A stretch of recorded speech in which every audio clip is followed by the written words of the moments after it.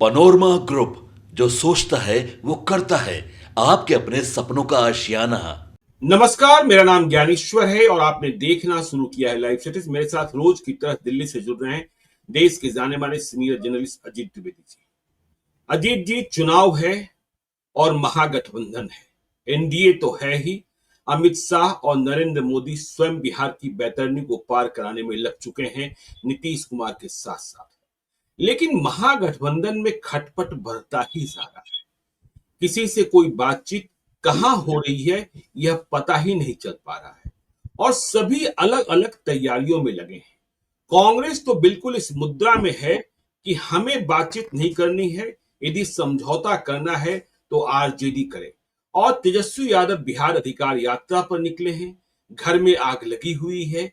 रोहिणी आचार्य ने कल के बवाल के बाद रिपेयर करने की कोशिश की, लेकिन उसका फलाफल क्या निकला है यह सब जानने वाले जानते हैं, क्योंकि रोहिणी आचार्य ने तेज प्रताप यादव की तरह पहले वाले पोस्ट को डिलीट नहीं किया।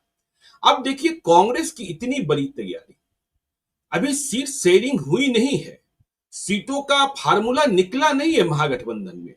कांग्रेस ने 74 का दावा कर दिया है और 74 सीट्स की तैयारी की जा रही है। सीडब्ल्यूसी सबसे बड़ी निर्णायक इकाई की बैठक पटना में 24 तारीख को।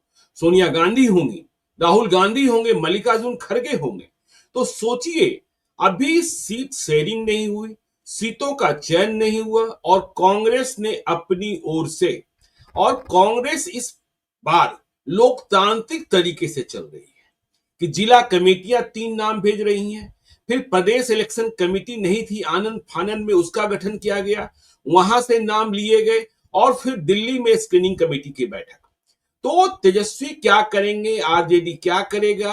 अब तेजस्वी आए कांग्रेस के पास और बात करें। तो देखिए, तेजस्वी का भी मूड बिगड़ा हुआ है और मूड बिगड़ने का सबसे बड़ा प्रमाण क्या मिल रहा है? कुटुंबा विधानसभा क्षेत्र, जहां से जीते हुए हैं बिहार प्रदेश कांग्रेस कमेटी के अध्यक्ष राजेश राम, और उन्हें ही फिर से चुनाव लड़ना है महागठबंधन के तहत। यदि महागठबंधन बना रह गया तो अब गुस्से में आरजेडी के नेतृत्व ने वहां अपने नेता सुरेश पासवान को भी चुनाव की तैयारी करने की हरी झंडी दे दी है। अब देखिए यह खटपट।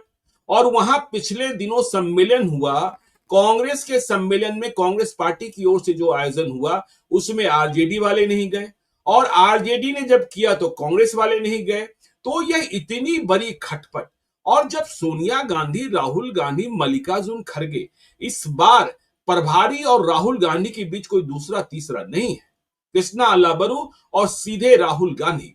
तो यह तो इतनी बड़ी समस्या पैदा हो रही है। अब बिहार में कुछ हो नहीं रहा था, बातें हो नहीं रही थी। हम लोगों ने समझा था कि जब वोटर अधिकार यात्रा चल रही है, 17 दिनों का वक्त मिला है, तो सब कुछ ठीक हो जाएगा और लोग मिलजुल कर बैठकर बातें कर लेंगे। मुकेश सहनी भी 2 दिनों पहले मुंबई चले गए, क्या करें? अब माले वाले तो भाई किसी भी तरीके से समझौता चाहते हैं और चाहते हैं कि बिहार में एनडीए को हराया जाए, उनकी प्राथमिकता रहती है। तो पहले तो यह कांग्रेस और आरजेडी का जो झगड़ा है, घोषणा तो छोड़िए कि तेजस्वी यादव को कब घोषित किया जाएगा, कई पहलुओं की बातें होने लगती है। जैसे ही आप तेजस्वी यादव का नाम कांग्रेस के किसी नेता के सामने लें तो उनका कहना है कि भाई, हम यदि तेजस्वी यादव का नाम ले लेते हैं तो फला फला जातियां बिदक जाती हैं। हाँ? ऊपर से जो भूरा बाल का जो नया हल्ला मचा दिया गया, इसका भी डर दिखाया जा रहा है कांग्रेस की ओर से कि हमें सवर्ण मत लेने हैं, हमें सवर्ण सीटों पर चुनाव लड़ना है। और अशोक महतो या फिर जो अतरी के विधायक हैं उनके सामने में जहां नारा लगा भूरा बाल साफ करो, फिर या मुजफ्फरपुर वाले जो विधायक हैं मुन्ना यादव, यदि ऐसे लोगों को राजद प्रश्रय देगा तो फिर कहां से और कैसे हम हरा पाएंगे? तो ये स्थितियां परिस्थितियां महागठबंधन में, यह जो कांग्रेस की तैयारी है, तेजस्वी की परेशानी है। और तेजस्वी भी, मैंने कल भी कहा था कि तेजस्वी भी बिहार में एक नया शब्द चल पड़ा है, क्वांटिटी नहीं क्वालिटी। तो क्वालिटी सीट सभी को चाहिए, तो क्या हारने वाली सारी सीटें आरजेडी ले ले? और यदि आरजेडी ना ले तो कांग्रेस का कहना है क्या सब हम ले लें?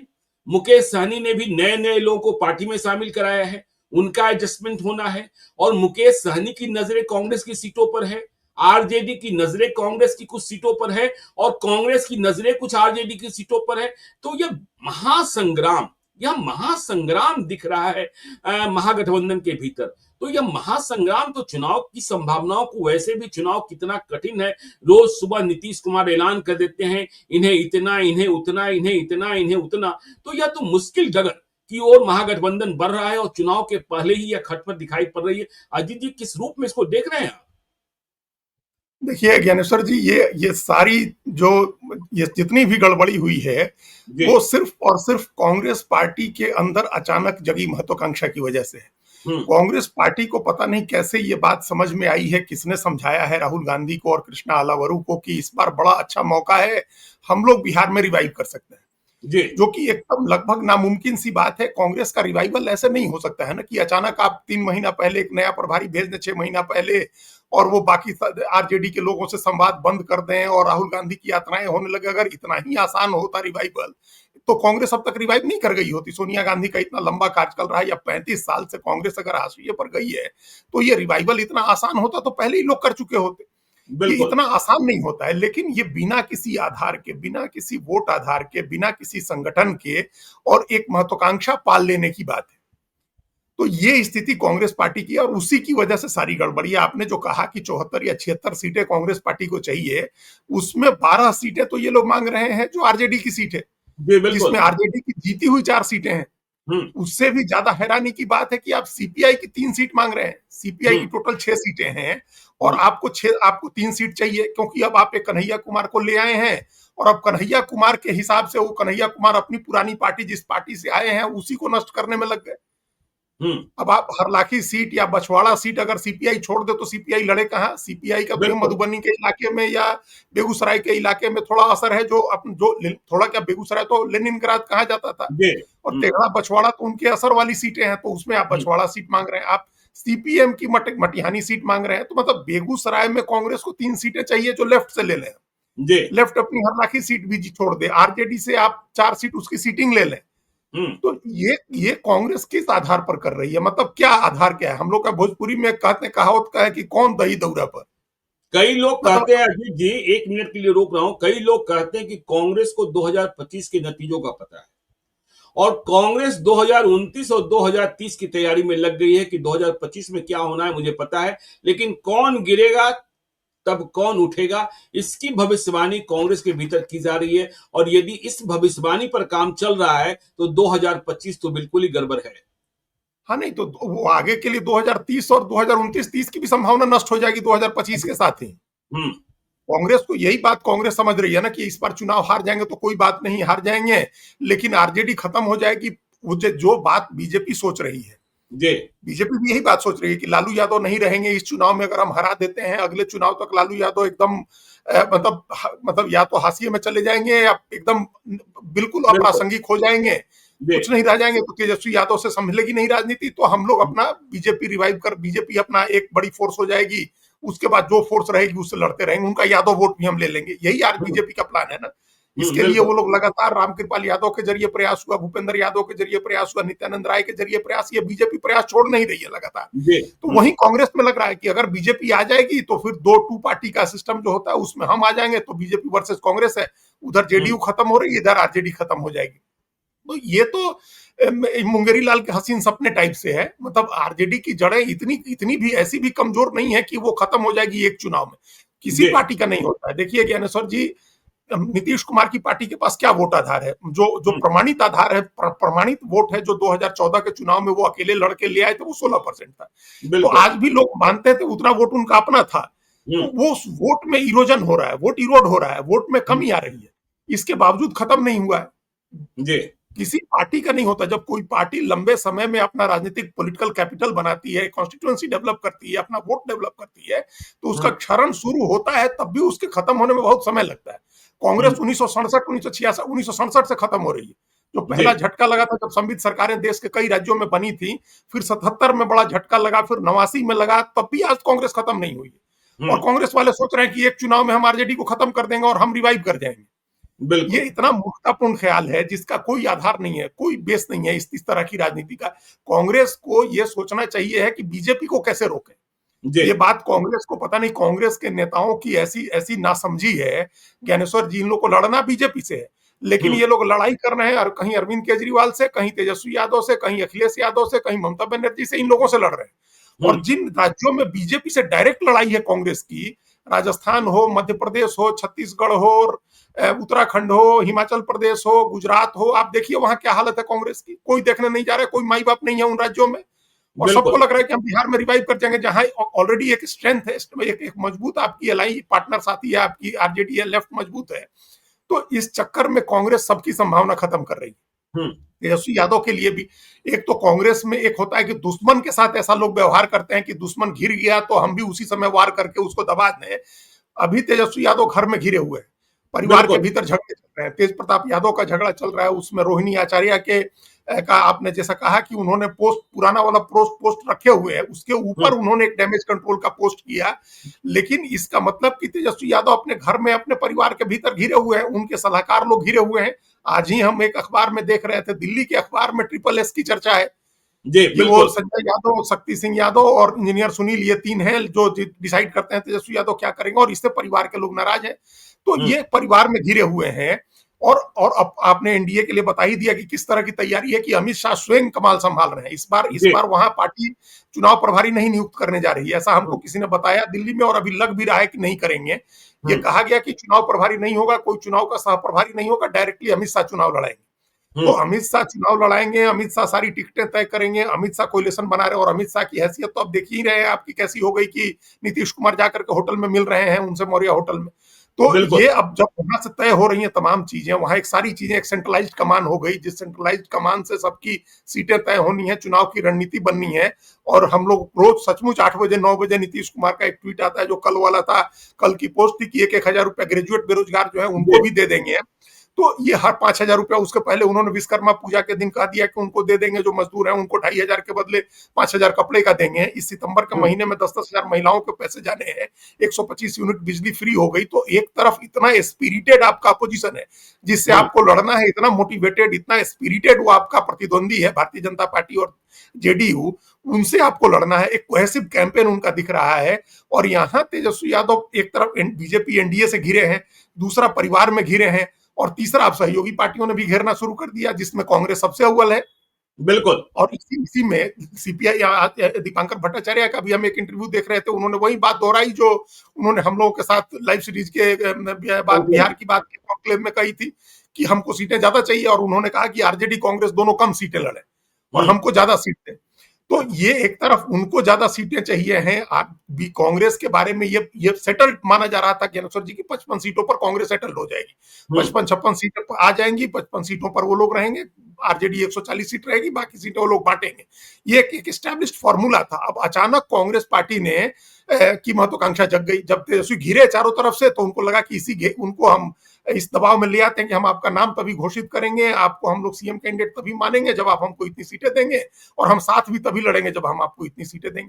कांग्रेस के लोग ये प्रोजेक्ट कर रहे हैं आरजेडी के सामने कि हमारा तो कुछ नुकसान नहीं होगा, हमारा तो 19 विधायक है, मान लीजिए कि हम किसी तरह से लड़ेंगे तो 10 भी जीत गया तो ठीक है, हमारा 10 विधायक रहेगा, 12 रहेगा, हर जगह हम संगठन खड़ा कर लेंगे। तो भाई कितनी बार संगठन खड़ा करने की कोशिश कांग्रेस करेगी?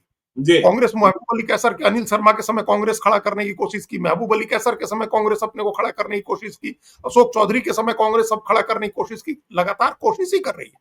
और एक बात और एक बहुत ही मतलब पॉलिटिकली बहुत इंपॉर्टेंट बात है, जो कांग्रेस के लोगों को समझना चाहिए, प्रदेश और दिल्ली के लोगों को भी, कि भाई कांग्रेस की वजह से आरजेडी को कब फायदा हुआ? किस चुनाव में कांग्रेस ने आरजेडी को फायदा पहुंचाया है? भाई 1990 में तो कांग्रेस के खिलाफ ही लड़े थे, जनता दल था उस समय, बीपी सिंह की पार्टी थी, जब लालू यादव पहली बार मुख्यमंत्री बने तो मुख्य प्रतिद्वंदी कांग्रेस थी।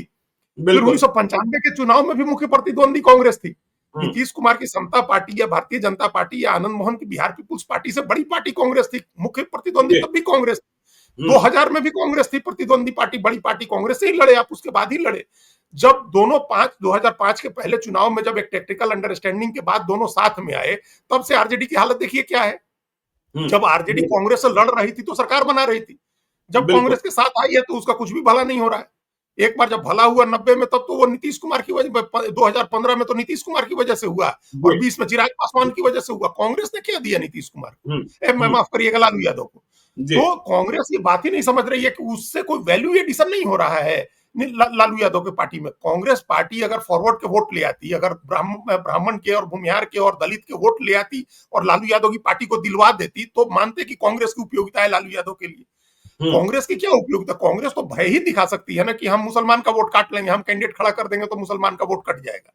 इससे बिल्कुल। ज्यादा कांग्रेस क्या भय दिला सकती? नहीं, इसके अलावा तो कांग्रेस कुछ कर सकती है। मुझे तो वह दृश्य दिखाई पड़ रहा है जिस तरीके से स्क्रीनिंग कमेटी की बैठक हो गई, सीडब्ल्यूसी की बैठक हो जाएगी, उम्मीदवारों की लिस्ट तैयार हो जाएगी और उसके बाद तेजस्वी यादव के सामने वह लिस्ट रखी जाएगी और कहा जाएगा कि भाई ये हमारे उम्मीदवार हैं, ये हमारे क्षेत्र हैं। अब यह देखिए, आप इन विधानसभा क्षेत्रों को अपनी लिस्ट से हटा दीजिए, तभी आपको हम मुख्यमंत्री का चेहरा घोषित करेंगे।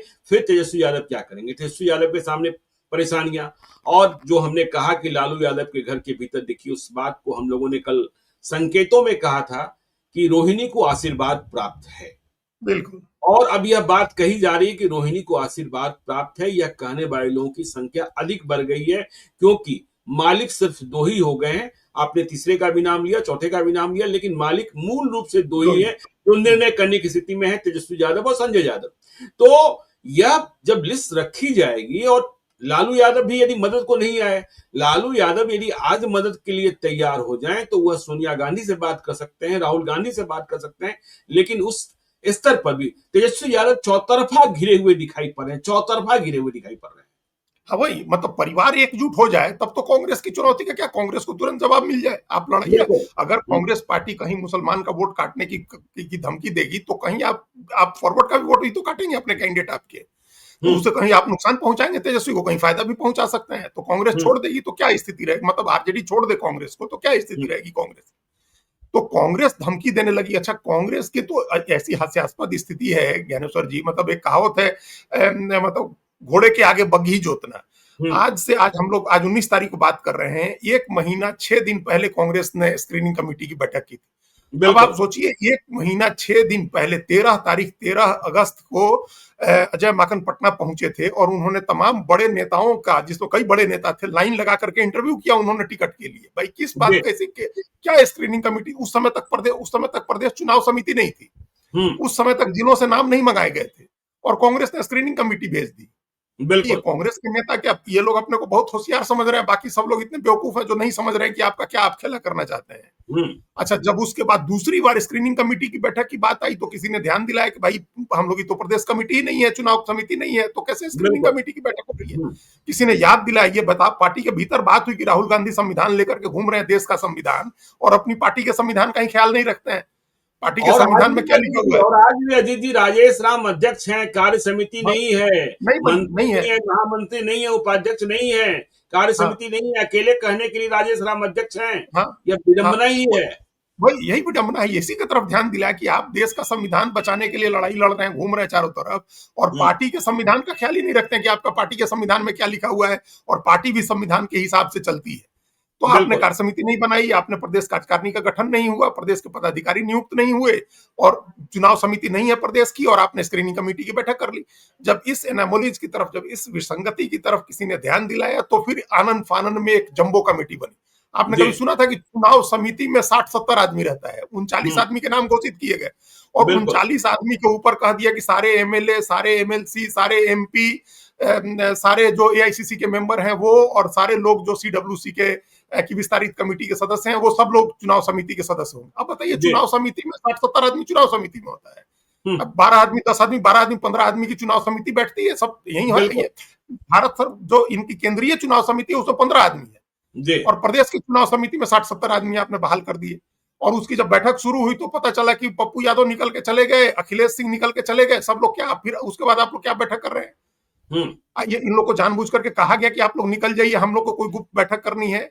तो हम्म उसके बाद जब ये बैठक हो गई, उसके बाद कहा गया कि जिला अध्यक्षों से कहा गया 3-3 नाम भेजने के लिए, और अगले दिन फिर आपने स्क्रीनिंग कमेटी प्लान कर दी। तो बिल्कुल। ये कांग्रेस पार्टी क्या राजनीति कर रही है? ये किसी को तो ऐसा थोड़ा ना कि समझ में नहीं आ रहा है कि आप क्या करना चाह रहे हैं। आप तेजस्वी यादव के ऊपर दबाव बनाना चाह रहे हैं, आप उनसे सीटें छीनना चाहते हैं, आप झटक लेना चाहते हैं। उनको लग रहा है कि वो दबाव में है, फिशिंग इन ट्रबल्ड वाटर जिसको बोलते हैं, कि वो मुश्किल में घिरे हुए हैं तो हम भी दबा देते हैं, जी। उनके ऊपर कुछ और वजन डाल देते हैं, ये कर रही है। तो तेजस्वी यादव भी देखिए ना, कुटुंबा में ही अपने उम्मीदवार को कह रहे हैं तैयारी शुरू कर दो, तैयारी हाँ शुरू कर दो, और जिन तो ठीक सबन है। मतों की बात आप कर रहे हैं कि जिन सबन मतों को पर भरोसा है कांग्रेस पार्टी को कि हम दिला सकते हैं, हम कल रात को एक वीडियो देख रहे थे शॉर्ट्स में कि मुन्ना शुक्ला की बेटी, मतलब मुन्ना शुक्ला की हाँ, पत्नी चुनाव लड़ेंगी लालगंज से, आरजेडी से, और वैशाली से लोकसभा का चुनाव भी लड़ा था। वह बहुत ही भावुक अपील कर रही थी कि मेरा बचपन भी इसी में गुजरा कि मेरे पिता को जेल से बाहर करा दो, और मैं जब 28 साल की हो गई हूं तब भी इसी के लिए लड़ रही हूं कि मेरे पिता को जेल से बाहर करा दो। और देखिए, जब मोकामा गए थे तेजस्वी यादव, घोड़े पर सवार हो गए थे, तो वहां नारा लगा, तेजस्वी सूरजभान जिंदाबाद। तो देखिए, तेजस्वी की तैयारी भी शुरू हो गई है कि आप यदि यह मुगालते में हो कि सवर्ण मत हमारे कारण ही मिल सकता है, तो हम सवर्णों के कई चेहरों को, अब देखिए जगदीश शर्मा के बेटे राहुल को घोसी से चुनाव लड़ाने के लिए वह माले से बिल्कुल। विनती कर रहे हैं कि हाँ, यह हाँ, सीट आप हमें दे दीजिए, बदले में हम जीती हुई सीट मखदूमपुर आपको दे देते हैं। मखदूमपुर आपको दे तो देना, हम ठीक बात है। मखदूमपुर आपको दे देते हैं। तो अब कुटुंबा तक बात पहुंच गई है कि यदि आप गड़बड़ करोगे तो छोड़ेंगे नहीं। हाँ, हाँ, नहीं तो क्यों आरजेडी छोड़ेगी? आरजेडी की जमीन है ना, आरजेडी को अपनी जमीन बनानी है ना। कांग्रेस की राजनीति तो आरजेडी के भरोसे चलती है बिहार में। तो बिल्कुल। आरजेडी अपनी जमीन थोड़ी छोड़ सकती है, और ना इतनी जल्दी उसका वोट आधार खत्म होना है। जो मुसलमान है, यादव है, बिहार का मुसलमान, तो ठीक है, वो कांग्रेस के साथ सहानुभूति या कांग्रेस के साथ उसका सद्भाव तभी रहता है जब वो आरजेडी के साथ रहती है। कांग्रेस हम्म, अकेले लड़के ऐसा तो है नहीं कि पहले चुनाव नहीं लड़ी है कांग्रेस अकेले। कांग्रेस हम्म, अकेले चुनाव लड़के देख चुकी है, उसको वही 9 से 10% वोट आता है। हम्म, उस 9 से 10% में आप कुछ वोट अगर आरजेडी का काटेंगे तो आपके कैंडिडेट कुछ वोट एनडीए का भी काटेंगे, बैलेंस हो जाएगा। वो तो बैलेंस ही रहेगा, वो कोई ऐसा तो है नहीं कि आप खाली आरजेडी को नुकसान पहुंचा दीजिएगा। अपनी हम्म, इस हैसियत को देखना चाहिए। और कांग्रेस के पास कौन सा ऑर्गेनाइजेशन है, क्या संगठन है कांग्रेस के पास आज? जो उसके जनाधार वाले नेता हैं वो सब लोग आरजेडी के करीबी हैं या आरजेडी से गए हैं। जनाधार वाले नेता कांग्रेस का कौन अपना जनाधार वाला नेता बचा हुआ है कांग्रेस के पास? जी, तो ये इस आधार पर आप राजनीति नहीं कर सकते हैं। वहां डरा करके आरजेडी को कांग्रेस चाह रही है कि हम ज्यादा सीटें ले लें।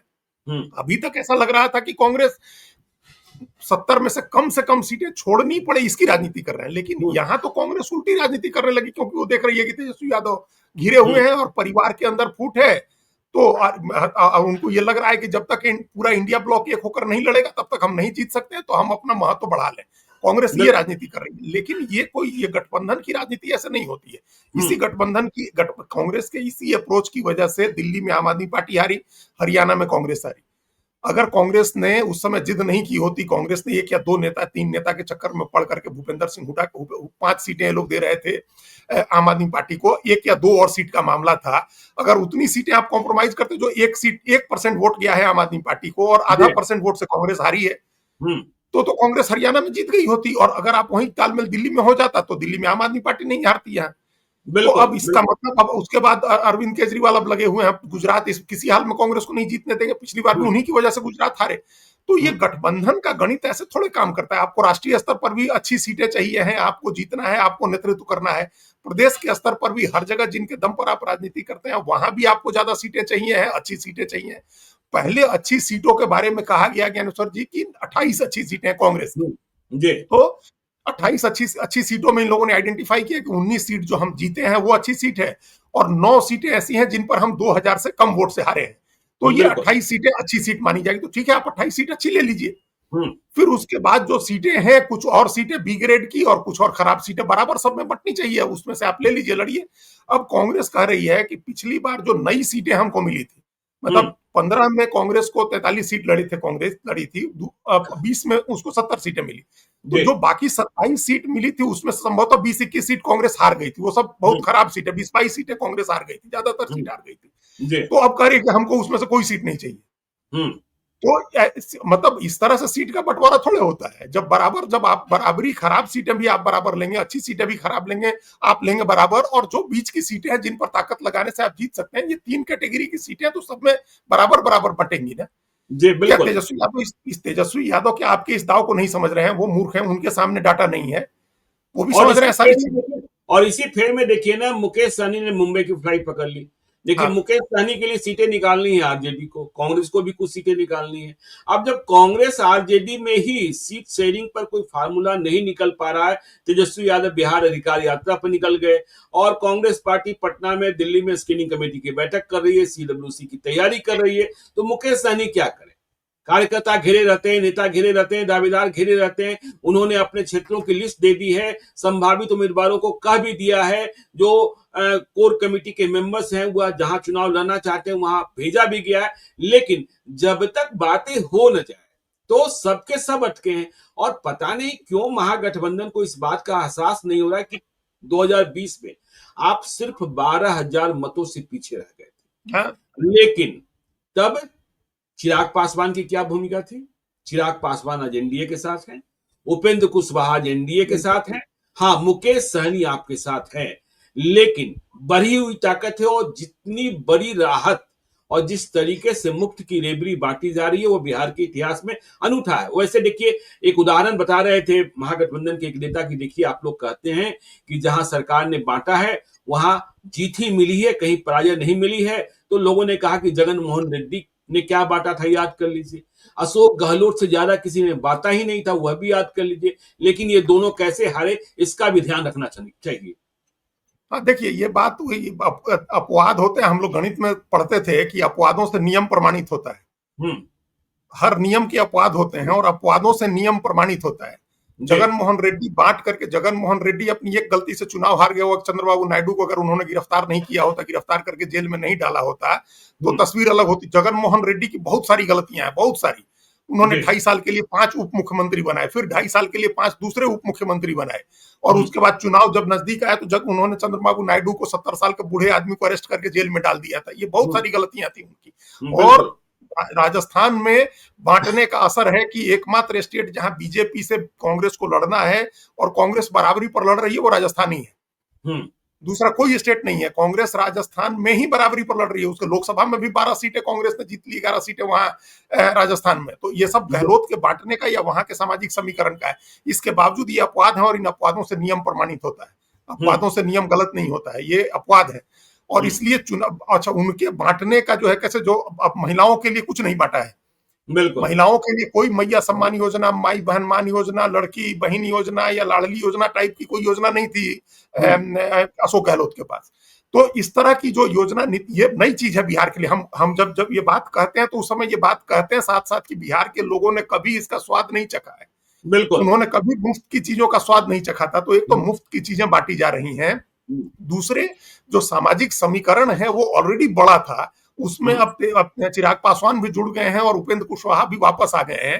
तो आधा परसेंट, 1% वोट के अंतर से तो 10, 20, 25 सीटों का फर्क आ जाता है। जी, बिल्कुल। और आपने कल मार्क किया होगा, ये पहली बार हम सुने। हम इसके पहले लोग कहते थे कि 2/3 बहुमत से जीतेंगे, लोग कहते थे कि 3/4 बहुमत से जीतेंगे।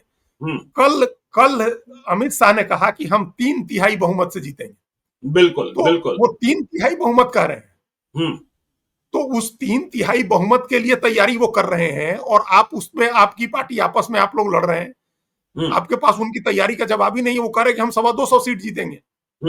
वो तो कह रहे हैं ना, एक व्यक्ति 20 वोटर, एक 20 वोटर पर एक व्यक्ति हम लगा रहे हैं। कार्यकर्ता के पास सिर्फ 20 वोटरों को बूथ तक पहुंचाने की जिम्मेवारी होगी। और वह देखिए कहां अमित शाह हैं, देश के चाणक्य हैं, वह जाकर डेहरी में और वह जाकर बेगूसराय में कार्यकर्ताओं से सीधा संवाद कर रहे हैं। और आपके यहाँ खिचड़ी पक रही है कि भाई हमें ये। अमित शाह के सामने किसी की हिम्मत है क्या जो कह दे कि नहीं मुझे यह सीट चाहिए ही चाहिए? हाँ, कोई नहीं कह सकता है, कोई नहीं कह सकता है। ये हम लोग पहले से चर्चा कर रहे हैं कि वहां 2 फिगर हैं, अमित शाह, नरेंद्र मोदी। कितना भी विवाद हो, बुला के कह देंगे भाई नहीं, इस तरह से करिए, इस तरह से बंटवारा होगा सीटों को। अच्छा, वो सरकार में है, डबल इंजन है, वो किसी को कुछ भी देने की स्थिति में है। बहुत सारे लोगों को तो पहले ही आयोग और निकाय बना करके, निगम बोर्ड गठित करके उनको उसका अध्यक्ष सदस्य बना दिया गया। बहुत सारी चुनौतियां तो ऐसी खत्म हो गई है। उनके पास बहुत सारे राज्यसभाएं हैं, उनके पास केंद्र में बहुत सारे पद हैं, उनके पास बहुत सारी चीजें हैं जो किसी का टिकट कटेगा तो देने की स्थिति में है। अभी आप तो कुछ भी देने की स्थिति में नहीं है। बिल्कुल। तो ऐसी स्थिति में तो जो अपोजिशन को ज्यादा एकजुट होकर के, ज्यादा पहले से तैयारी करके चुनाव लड़ने की जरूरत थी। यहाँ अपोजिशन आखिरी समय में आकर के, पहले एकजुट दिख रहा था और आखिरी समय में आकर के अपोजिशन बट गया। कांग्रेस की तरफ से दबाव डालने लगा। 1944 के बाद पहली बार CWC बिहार में होगी। बिल्कुल। इससे क्या हो जाएगा भाई, इससे क्या हो जाएगा? इससे बिहार के लोग कांग्रेस को वोट देने लगेंगे। 1944 में तो महात्मा गांधी थे, जवाहरलाल नेहरू थे, देश रत्न डॉक्टर राजेंद्र प्रसाद भी थे वहीं पर, जयप्रकाश नारायण थे, श्री बाबू थे, अनुग्रह नारायण सिंह थे, सब लोग बिहार में थे। तो अब कौन है बिहार में या देश में? अब कौन है? आपके पास महात्मा गांधी है कि नेहरू है? तो आप जबरदस्ती चले गए जाकर के वहां 1944 के बाद पहली बार सीडब्ल्यूसी करें तो कोई फर्क नहीं पड़ेगा।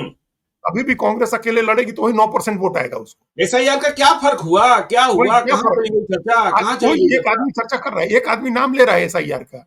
नहीं, तेजस्वी यादव यात्रा कर रहे हैं, 4 दिन की यात्रा हो गई, उन्होंने एक जगह एसआईआर का नाम नहीं लिया। राहुल गांधी ने भी वोट चोरी की प्रेस कॉन्फ्रेंस की तो क्यों नहीं कल एसआईआर का नाम लिया उन्होंने? एसआईआर का एक बार एसआईआर का जिक्र नहीं किया। 31 मिनट तक उन्होंने भाषण दिया, प्रेजेंटेशन दिया, वो आलंद सीट कर्नाटक की और अजूरा सीट महाराष्ट्र की लेकर के वोट चोरी करते रहे, एक बार एसआईआर का नाम नहीं लिया आपने। अब खुद ही आप एसआईआर पर 16-17 दिन सब आदमी का बर्बाद किए, तेजस्वी का भी और लेफ्ट का भी, तमाम लोगों का, और उसके बाद मुद्दा ही गायब हो गया आपका। आपके पास कोई मुद्दा नहीं है लड़ाई करने के लिए, आपके पास लीडरशिप नहीं है, आपके पास कैंडिडेट नहीं है, और आप उसके बाद जो जिसके पास है उसको दबा करके अतिरिक्त सीटें लेना चाह रहे हैं, क्योंकि आपको लग रहा है कि इस बार गुडविल है, इस बार तेजस्वी को सीएम बनाने के लिए यादव मुसलमान एकजुट है, तो उसका फायदा हमको भी मिल जाएगा, हम रिवाइव हो जाएंगे। तो ये समझना चाहिए है कि अभी अभी आपका बीमार शरीर है, इस बीमार शरीर को कुछ पुराने लोगों की, पुराने समर्थन की जरूरत है। उन लोगों के साथ चलिए, लेफ्ट के साथ चलिए, आरजेडी के साथ चलिए। अगर 15 की तरह रिवाइवल हो जाए, 27, 28, 30 सीटें आपको जीत जाए, तब फिर आगे की पॉलिटिक्स करिए। फिर 8-9 सीट पर, 5 सीट पर आकर के थोड़े राजनीति कर सकते हैं। कांग्रेस, आरजेडी, अभी कांग्रेस अपनी ताकत जो सीडब्ल्यूसी को किस लिए कर रही है कि 3 राज्यों के मुख्यमंत्री आएंगे, 3 मुख्यमंत्री होंगे, 4-5 उप मुख्यमंत्री होंगे, और हमारे वो तमाम राहुल गांधी, सोनिया गांधी, प्रियंका गांधी होंगी, सब लोग होंगे, और हम ताकत दिखाएंगे। ताकत दिखा के आप किसको डरा रहे हैं? तेजस्वी यादव भी डरा रहे हैं। अजीत जी, दिल्ली में हमने और आपने कहानी एक साथ सुनी थी ना, हॉर्सेस माउथ, कि 2010 में ना 400 करोड़ रुपए खर्च करके 4 सीटें जीती गई थी। 4 सीटें जीती थी। हाँ, 4 सीटें जीती थी। तो वही अभी हो रहा है। बिल्कुल वही अभी भी हो रहा है कि आप बड़े लोगों को आप बड़े वो लोग उतार करके वहां अमित शाह और नरेंद्र मोदी को तो डरा नहीं सकते हैं, तो डराना आपको तेजस्वी यादव को है। तो ये कौन सी राजनीति है कि चुनाव की घोषणा के 15 दिन पहले आप अपने सहयोगी पार्टी को डरा रहे हैं? आप उसके साथ तालमेल करिए ना, बेहतर तालमेल करिए, सीटों का बंटवारा फाइनल करिए। इस समय अब बीजेपी से लड़ने के बदले तेजस्वी से लड़ रही है कांग्रेस पार्टी, और अपनी संभावना भी खत्म कर रही है, तेजस्वी की संभावना भी खत्म कर रही है, और ये समझ ही नहीं रही है कि इस बार एनडीए जीतेगी तो बीजेपी का मुख्यमंत्री बनेगा, और उसके बाद बिहार की भी हालत उत्तर प्रदेश, मध्य प्रदेश, छत्तीसगढ़, राजस्थान टाइप की हो जाएगी हमेशा के लिए। चलिए, तो देखिए, महागठबंधन में महाखटपट की स्थिति है। कांग्रेस आरजेडी को परेशान करती हुई दिख रही है। कांग्रेस का अपना तर्क है, आरजेडी का अपना आधार है। तो बिहार का हाल क्या है, रोज आपको हम बताते ही रहते हैं। देखते रहिए लाइव सिटीज को। यदि अब तक आपने हमारे यूट्यूब चैनल लाइव सिटी को सब्सक्राइब नहीं किया है तो जरूर कर लीजिएगा, और यदि इस वीडियो को फेसबुक पेज के माध्यम से देखें तो पेज को लाइक कीजिएगा। हैंडल एक्स पर भी हमें फॉलो कीजिए। धन्यवाद।